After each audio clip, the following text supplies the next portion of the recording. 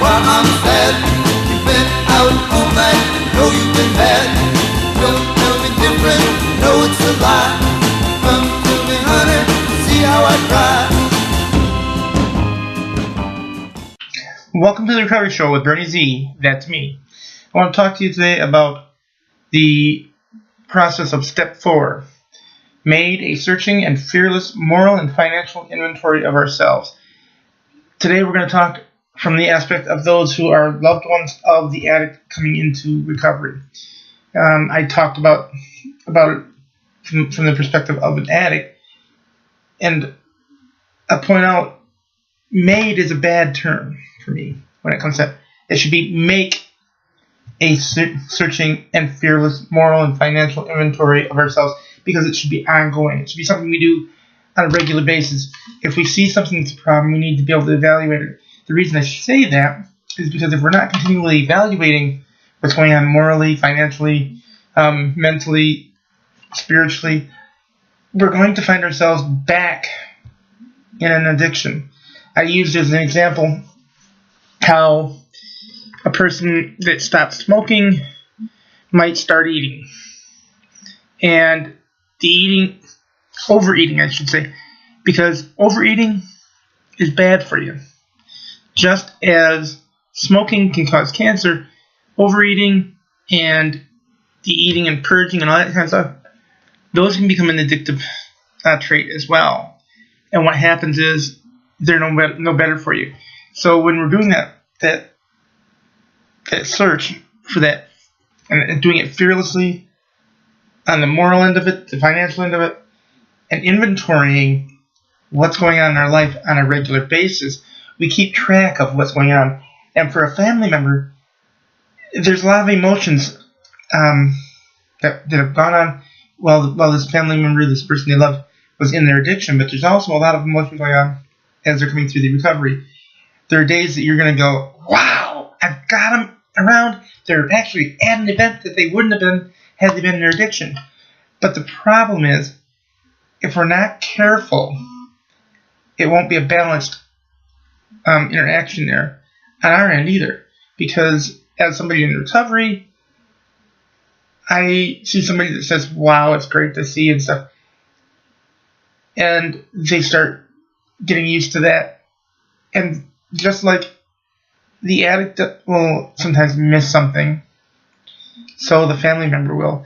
A pain that came from the past will come up, and it'll trigger some emotions, and maybe you'll say something or do something that maybe you really didn't want to because you really are glad that they're in recovery. But the process has to be looking at what's going on right now and continually doing that so that we don't slip back into old patterns or feed into an old habit. Because sometimes we look back and we say, I used to say, oh, they need to relax a little bit, so that's okay. And that in its own way is a process whereby it's enabling. But the real problem comes when something comes up. Recently there was a big jackpot, and as a compulsive gambler I would never do it.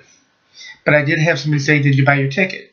And I said, no, I don't do that because I won't stop. I know I have an addiction to gambling. Or somebody, when I was in recovery early on, I wasn't paying attention, and I might have started getting close to the point where I could have become an alcoholic, and that would have been disastrous.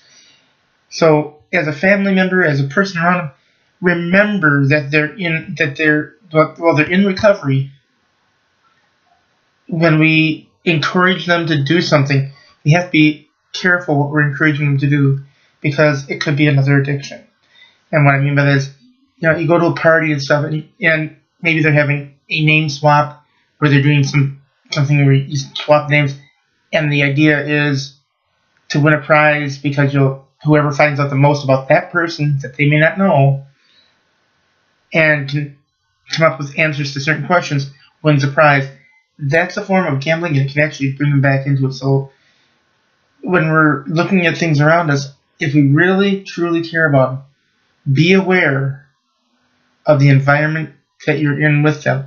If there's something going on that could be potentially gambling, or could potentially be something that could be addictive, a substitute, as it were, then be aware of that and try not to ask of them that, especially in the early days, because if you see them do it, then how will that be? That if they go back to an addiction or they start up a new addiction, and it's because they were encouraged by it, which is basically because some things are legal, people do get encouraged. An addict that was a gambler and recovered from it, never smoked in their life, may start smoking or take drugs. Or you can cross addiction, and that's something that even the family members should be looking out for, because you want to encourage your person that's recovering, but you also want to be responsible for your actions and for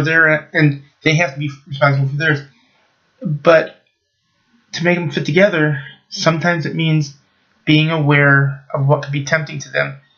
Enjoy their company, but don't invite them into another addiction. And this is not to say a bad thing. It's something that happens accidentally, and you shouldn't play this idea that you're at fault. You're not if they start. But think about how you would feel if you were in recovery and you ended up in an addiction because somebody was willing to help you find something else to replace it with. So be careful what you replace it with, and stuff when you're interacting with your family members that are coming out of family friend, with a person that you're close to that's coming out of an addiction, and be aware of your surroundings when you're with them. And that would be a big help for them, for you to be aware. And if something comes up like that, like somebody comes up to them and says, "Hey, what, you want to do this or want to do that?" and it's tied to their addiction, you can say something like, "Hey, why don't you come do this or that with me that's not," and you won't say that the last part, that it's not tied to the addiction, but you give them a choice that gives them an out, and you will end up not only helping them but helping yourself, because they'll see that as caring, and it will help. So for today, I want you to think about that step 4 and let me know what you think. With that, I'm going to say thanks for watching and come back soon for step 5. Thanks.